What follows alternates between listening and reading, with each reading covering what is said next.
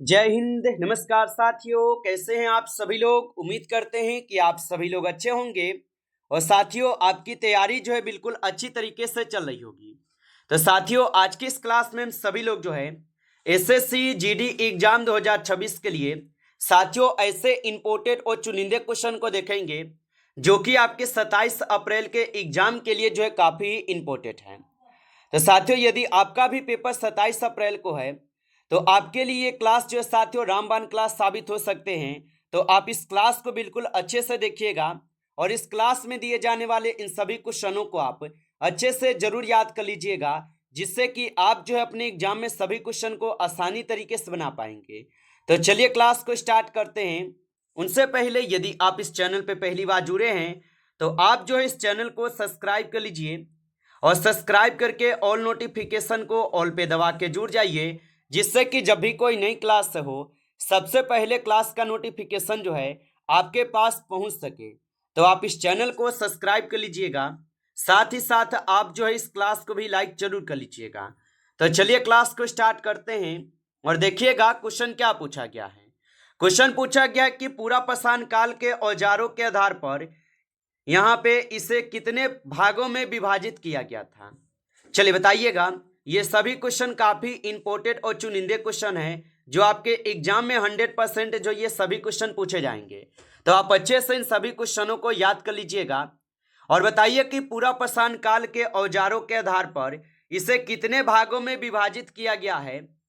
तो याद रखेंगे इसे 3 भागों में विभाजित किए गए हैं। ऑप्शन यहाँ पे 20 सही जवाब है 3 भागों में। चलिए अगला प्रश्न देखिएगा। प्रश्न दिया गया है और प्रश्न क्या पूछा गया है कि हड़प्पा सभ्यता के किस नगर को 3 भागों में विभाजित किया गया था। चलिए बताएंगे आप। तो हड़प्पा सभ्यता के किस नगर को 3 भागों में विभाजित किया गया था। तो इनको किए गए थे किसको, तो धोलावीरा को किए गए। ऑप्शन यहाँ पे सी सही जवाब है धोलावीरा होगा।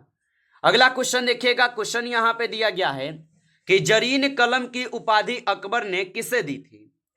चलिए बताएंगे आप। तो जरीन कलम की उपाधि अकबर ने किसे दी थी। तो ये दिए हुए थे मोहम्मद हुसैन को। ऑप्शन ए सही जवाब है मोहम्मद हुसैन को दिए थे। अगला क्वेश्चन देखिएगा। क्वेश्चन यहाँ पे पूछा गया है कि भारतीय संविधान का अनुच्छेद 165 किससे संबंधित है। चलिए बताएंगे आप। तो भारतीय संविधान का अनुच्छेद 165 किससे संबंधित है। तो याद रख लीजिएगा ये संबंधित हो जाएंगे महाअधिवक्ता से। ऑप्शन यहाँ पे जो है सी इस क्वेश्चन का सही जवाब है। आप अच्छे से इनको याद रखेंगे। चलिए अगला क्वेश्चन यहाँ पे दिया गया है कि चोल काल के दौरान सलाभोग भूमि का उपयोग किसके लिए जो यहाँ पे किया जाता था। तो चोल काल के दौरान सलाभोग भूमि का उपयोग किसके लिए किया जाता था। तो याद रख लीजिएगा ये किए जाते थे स्कूल के रख रखाव के लिए। ऑप्शन यहाँ पे सी इस क्वेश्चन का सही जवाब है। अगला क्वेश्चन देखेंगे। क्वेश्चन यहाँ पे दिया गया है 1773 के रेगुलेटिंग एक्ट के तहत भारत के पहले गवर्नर जनरल कौन बने। चलिए बताएंगे आप। तो 1773 के रेगुलेटिंग एक्ट के तहत भारत के पहले गवर्नर जनरल कौन बने थे। तो याद रख लीजिएगा यहाँ पे हो जाएंगे वारेन हेस्टिंगस। ऑप्शन आपका सी सही जवाब होगा वारेन हेस्टिंगस हो जाएंगे, याद रखिएगा। चलिए आगे देखिएगा। अगला क्वेश्चन यहाँ पे दिया गया है। क्वेश्चन क्या दिया गया कि भारतीय संविधान का अनुच्छेद 280 किससे जो है संबंधित है। तो भारतीय संविधान का अनुच्छेद 280 किससे संबंधित है। तो भारतीय संविधान का अनुच्छेद 280 जो है ये वित्त आयोग से संबंधित है। ऑप्शन आपका 20 सही जवाब है वित्त आयोग से संबंधित होगा, याद रख लीजिएगा। चलिए आगे देखिएगा। अगला क्वेश्चन यहाँ पे पूछा है कि विजयनगर साम्राज्य की राजधानी हम्पी किस नदी के तट पर स्थित थी। चलिए बताएंगे। तो विजयनगर साम्राज्य की राजधानी हम्पी किस नदी के तट पर स्थित थी। तो ये हो जाएंगे तुंगभद्रा नदी पे। ऑप्शन यहाँ पे 20 सही जवाब है तुंगभद्रा नदी पे है। चलिए अगला प्रश्न देखिएगा। प्रश्न पूछा है भारतीय संविधान के किस भाग में राजभाषा का वर्णन है। चलिए बताएंगे आप। तो भारतीय संविधान के किस भाग में राजभाषा का वर्णन है। तो याद रख लीजिएगा ये भाग 17 में हो जाएगा। ऑप्शन यहाँ पे जो है 20 क्वेश्चन का सही जवाब हो जाएगा भाग 17 में है। चलिए अगला प्रश्न देखिएगा। प्रश्न पूछा गया है और प्रश्न क्या पूछा है कि कनिष्क के शासन काल में कौन सी बौद्ध संगीति आयोजित की गई थी। तो याद रखेंगे कनिष्क के शासनकाल में कौन सी बौद्ध संगीति आयोजित की गई? तो यहाँ पे चतुर्थक बौद्ध संगीति जो है आयोजित किए गए थे। ऑप्शन यहाँ पे डी सही जवाब है। चलिए अगला क्वेश्चन देखिएगा। क्वेश्चन यहाँ पे है हुमायूंनामा की रचना जो है ना किसने की थी? चलिए बताएंगे आप। तो हुमायूंनामा की रचना किसने की थी? तो हुमायूंनामा की रचना किए गए गुलबदन बेगम के द्वारा। ऑप्शन यहाँ पे बी सही जवाब है, गुलबदन बेगम के द्वारा। चलिए अगला क्वेश्चन देखिएगा। क्वेश्चन पूछा है अकबरनामा का तीसरा भाग किस नाम से जाना जाता है?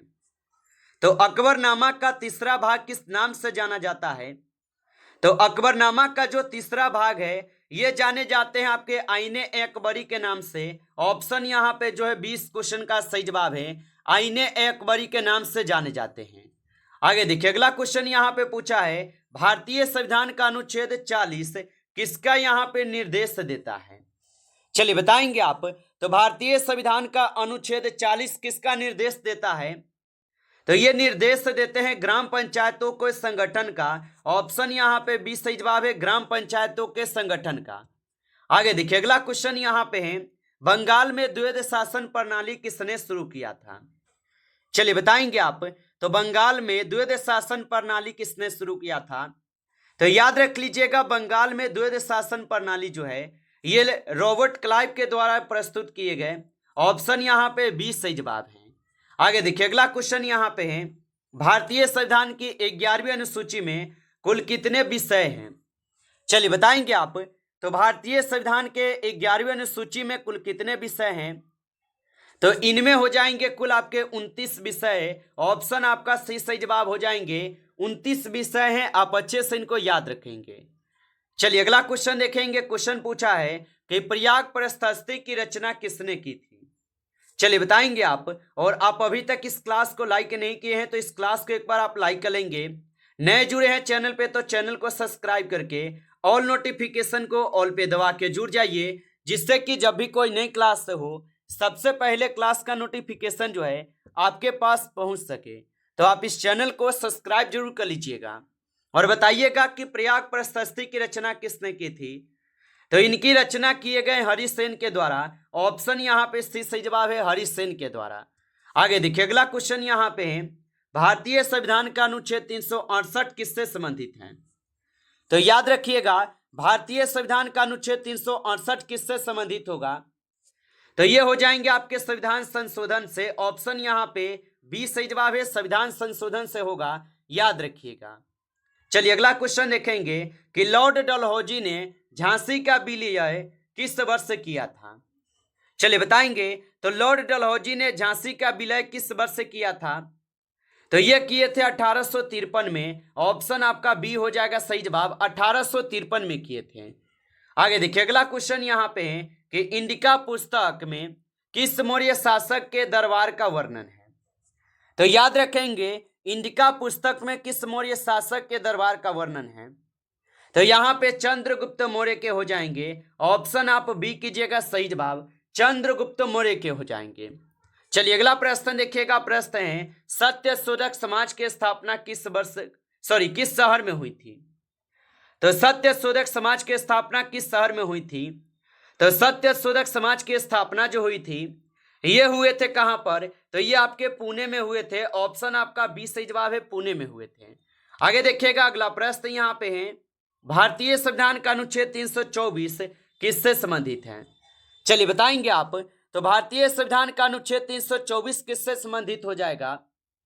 तो भारतीय संविधान का अनुच्छेद 324 जो है ये आपके निर्वाचन आयोग से है। ऑप्शन बी को सही जवाब करेंगे, निर्वाचन आयोग से होगा।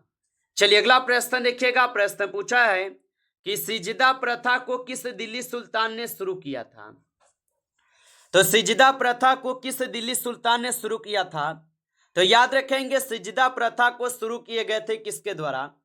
तो आप बताएंगे ये किए गए बलबन के द्वारा। ऑप्शन यहाँ पे सी इस क्वेश्चन का सही जवाब है, बलबन के द्वारा। आगे देखिए अगला क्वेश्चन यहाँ पे है कि संविधान सभा के संवैधानिक सलाहकार कौन थे? तो याद रखेंगे संविधान सभा के संवैधानिक सलाहकार जो है यहाँ पे कौन हो जाएंगे? तो संविधान सभा के संवैधानिक सलाहकार जो है यहाँ पे हो जाएंगे आप सभी लोग का कौन? तो बी एन राव हो जाएंगे। ऑप्शन यहाँ पे बी इस क्वेश्चन का सही जवाब है BN राव हो जाएगा। आगे देखिए अगला क्वेश्चन यहाँ पे दिया गया है कि किस अनुच्छेद के तहत अस्पृश्यता का उन्मूलन किया गया है। चलिए बताएंगे, तो किस अनुच्छेद के तहत अस्पृश्यता का उन्मूलन किया गया है। तो याद रखेंगे अनुच्छेद यहाँ पे 17 के तहत हो जाएगा। ऑप्शन आप बी कीजिएगा, सही जवाब अनुच्छेद 17 हो जाएंगे। चलिए आगे देखिएगा अगला क्वेश्चन यहाँ पे पूछा है। क्वेश्चन क्या है कि वित्त आयोग का कार्यकाल कितने वर्ष का होता है। चलिए बताएंगे आप, तो वित्त आयोग का कार्यकाल कितने वर्षों का होता है। तो वित्त आयोग का कार्यकाल जो होते हैं ये 5 वर्ष का होता है। ऑप्शन यहाँ पे बी सही जवाब है, 5 वर्ष का होता है, याद रखेंगे। चलिए अगला क्वेश्चन देखेंगे। क्वेश्चन है कि अशोक के शिलालेखों को सबसे पहले किसने यहाँ पे पढ़ा था। तो याद रखेंगे अशोक के शिलालेखों को सबसे पहले किसने पढ़ा था। तो याद रख लीजिएगा यहाँ पे इस क्वेश्चन का सही जवाब ऑप्शन यहाँ पे बी है, जेम्स प्रीसेंस। ऑप्शन यहाँ पे बी सही जवाब है, जेम्स प्रीसेंस हो जाएंगे। चलिए आगे देखिएगा अगला क्वेश्चन यहाँ पे दिया गया है। क्वेश्चन क्या है कि शक संवत की शुरुआत कब हुई थी। चलिए बताएंगे आप, तो शक संवत की शुरुआत कब हुई थी। तो शक संवत की शुरुआत 78 ईस्वी में हुई। ऑप्शन यहाँ पे 20 क्वेश्चन का सही जवाब है, 78 ईस्वी में हुई थी। आप अच्छे से इनको याद रख लेंगे। चलिए अगला क्वेश्चन देखिएगा। क्वेश्चन यहाँ पे है कि लोकसभा का पीठासीन अधिकारी कौन होता है। चलिए बताएंगे, तो लोकसभा का पीठासीन अधिकारी कौन होता है। तो लोकसभा का पीठासीन अधिकारी जो है यहाँ पे हो जाएंगे लोकसभा के अध्यक्ष। ऑप्शन आप बी कीजिएगा, सही जवाब लोकसभा के अध्यक्ष होगा। चलिए अगला क्वेश्चन देखेंगे। क्वेश्चन यहाँ पे है हंटर आयोग का गठन किस वायसराय के समय हुआ था। तो याद रखेंगे हंटर आयोग का गठन किस वायसराय के समय हुआ था। तो हंटर आयोग का जो गठन है ये लॉर्ड रिपन के समय हुआ। ऑप्शन यहाँ पे 20 क्वेश्चन का सही जवाब है। चलिए अगला क्वेश्चन देखेंगे। क्वेश्चन है कि धन विधेयक का निर्माण कौन करता है। चलिए बताएंगे आप, तो धन विधेयक का निर्माण कौन करता है। तो याद रखेंगे धन विधेयक का निर्माण लोकसभा अध्यक्ष के द्वारा किए जाते हैं। ऑप्शन यहाँ पे सी सही जवाब है, लोकसभा अध्यक्ष के द्वारा। चलिए आगे देखेंगे अगला क्वेश्चन यहाँ पे क्या दिया गया है, हर्षचरित के लेखक कौन है। चलिए बताएंगे आप, तो हर्षचरित के लेखक कौन हो जाएंगे। तो हर्षचरित के लेखक बाणभट्ट होगा। ऑप्शन यहाँ पे 20 सही जवाब है, बाणभट्ट है। अगला प्रश्न देखिएगा। प्रश्न पूछा है भारतीय संविधान में झंडा समिति के अध्यक्ष कौन थे। चलिए बताएंगे आप, तो भारतीय संविधान में झंडा समिति के अध्यक्ष कौन थे। तो याद रखेंगे भारतीय संविधान में झंडा समिति के अध्यक्ष जो है डॉक्टर राजेंद्र प्रसाद है। ऑप्शन ए को सही जवाब करेंगे। चलिए अगला प्रश्न देखिएगा। प्रश्न है कि सबने अवज्ञा आंदोलन किस वर्ष से शुरू हुआ था। तो सबने अवज्ञा आंदोलन जो है ये शुरू कब हुए थे। तो सबने अवज्ञा आंदोलन शुरू हुए थे 1930 में। ऑप्शन यहाँ पे 20 सही जवाब है, 1930 में हुए थे, याद रखेंगे। चलिए अगला क्वेश्चन देखिएगा। क्वेश्चन है कि 42वें संविधान संशोधन द्वारा प्रस्तावना में कौन सा शब्द जो है यहाँ पे नहीं जोड़ा गया था।